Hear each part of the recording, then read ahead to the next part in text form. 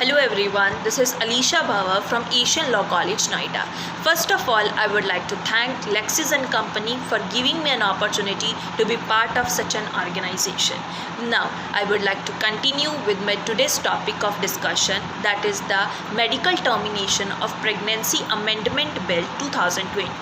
As the name itself suggests, the word amendment, which means there would have been an act or a law which already governs the termination of pregnancy in India.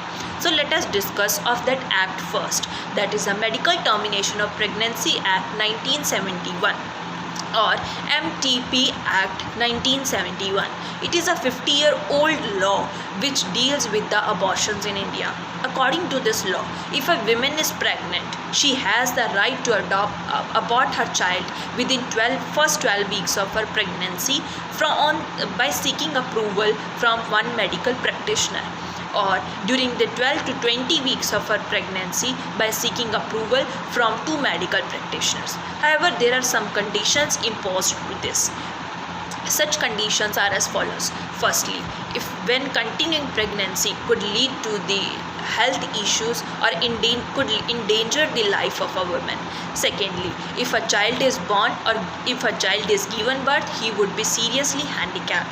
Thirdly, when the pregnancy is caused due to rape. And the last one is when the pregnancy is caused due to the failure of contraceptives used by the married woman or her husband. Now this act has various loopholes, such as the viability of a child that is usually determined between 24 to 28 weeks of pregnancy. Now let me explain the term viability to you. Viability means the ability of a child to remain outside her mother's womb. So this viability of a child that is determined between 24 to 28 weeks of pregnancy. Now, but according to this act, if a child is found to be abnormal after 20 weeks of pregnancy, a woman has no right to abort that child. Also, the act did not contain provisions for unmarried women seeking abortion in case of contraceptive failures. Therefore, many medical organizations or many doctors or the women rights group, they came in front and demanded some changes in this act. Therefore, an amendment bill was brought for regarding this act in the Lok Sabha during the budget session. Now, this bill suggests that a woman has the right to abort her child within 20 weeks of pregnancy on the approval of one medical practitioner and within 20 to 24 weeks of pregnancy on the approval of two medical practitioners. That is, it increased the upper limit of gestation period from 20 to 24 weeks. Also under the bill, now failure of contraception not only in married but also in unmarried women would be a valid reason for abortion. It also enhanced the gestation limit for specific categories of women.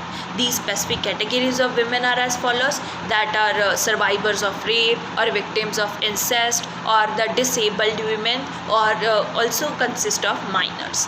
Also, this bill prohibits the medical practitioners from revealing the identity of a woman whose pregnancy has been recently terminated.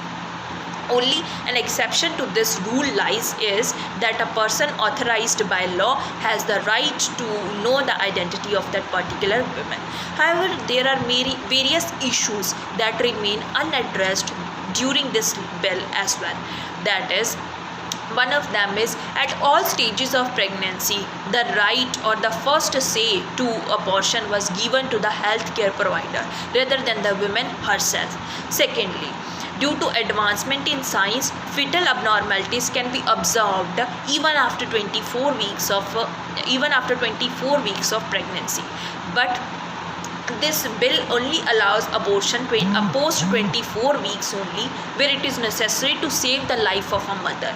This means that even if a substantial fetal abnormality is detected in a woman, she could not abort her child.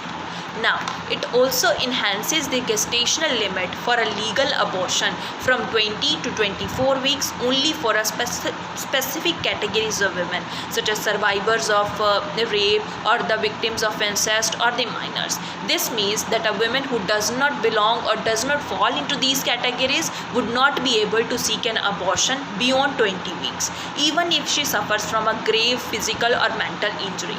So I would say it is a great step of a government towards the great direction or towards the right direction, but it still is there is a long road ahead for progressive abortion laws to exist in India. Thank you.